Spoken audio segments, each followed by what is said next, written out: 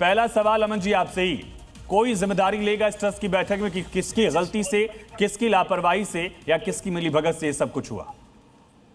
पूरी की पूरी ट्रस्ट ही जिम्मेदारी ले रही है। पूरी की पूरी ट्रस्ट ही इस चीज में सुधार का पूरा रूप है। कई प्रकार के इस्तीफे आपने देखे गए और कई प्रकार के परिवर्तनों की बात आपने करी।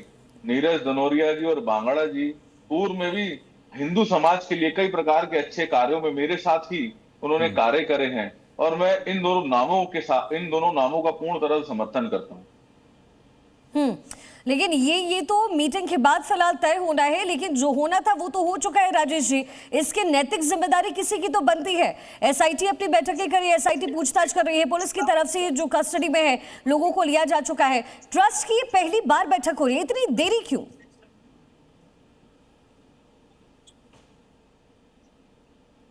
मुझसे प्रश्न है क्या? जी राजेश चौधरी जी, आपसे मेरा सवाल है। देखिए, ये बड़ी दुर्भाग्यपूर्ण घटना है। ये घटना नहीं घटनी चाहिए थी और सिस्टम में कहीं ना कहीं इसमें बहुत बड़ी लापरवाही है। इसकी हम घोर निंदा करते हैं और जो भी इसमें दोषी होगा, जो भी इसका कल्पित होगा, उसको पकड़ा जाएगा और कानून के कटघरे में ला करके खड़ा किया जाएगा। ये बहुत ही निंदनीय है। पर जिस तरह से इस घटना को तूल दिया जा रहा है और बहुत इस पे जनता की श्रद्धा आप कैसी बात कर रहे हैं? इसको आप इसका राजनीतिकरण कर रहे हैं। आपको लगता नहीं है कि आस्था के साथ कितना बड़ा खिलवाड़ है? कौन तूल दे रहा है? 2-3 साल से ये चल रहा है। चौधरी साहब, कौन तूल दे रहा है इसको? शिखा जी, मुझे बोलने देंगी या आप ही बोलती रहेंगी? आप ही बोल रहे हैं तो मैं आपको वो बोलने दूंगी जो जायज है, जो जनता के हक में है। तो फिर मुझे हटा दीजिए इसमें। आपकी मर्जी है, जवाब तो आपसे लेंगे। नहीं, आपको बोलने नहीं देना है। क्यों जवाब लेंगी तो बीच में क्यों बोले? मैं तो नहीं। हाँ, तो राजनीतिकरण नहीं कीजिए आप। जब मुझे जवाब देना है तो मुझे देने दिया जाए ना। बोलिए, कौन तूल दे रहा है बताइए? या फिर आप मुझे लिख के इसके अरे बताइए कौन तूल दे रहा है? चौधरी साहब बताइए। बोल देता हूँ, बताइए।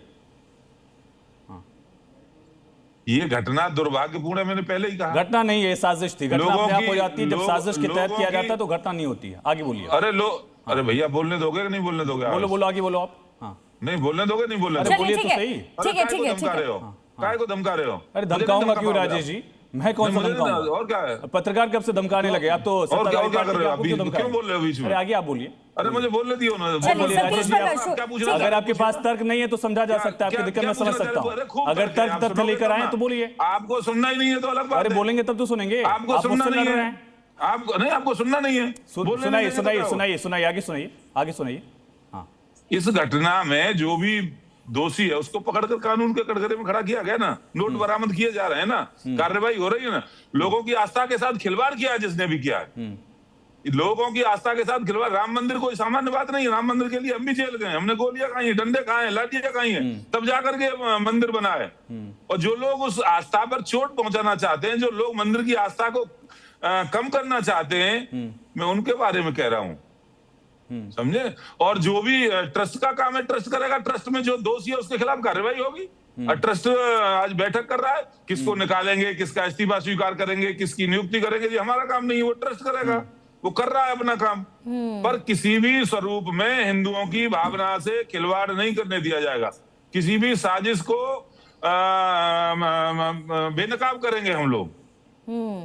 ये बड़ा आराम और बहुत ही आहिस्ता से होता हुआ सब कुछ लग रहा है। कांग्रेस की सरकार होती तो आपका रुख और रवैया भी बहुत अलग होता। इसी बीच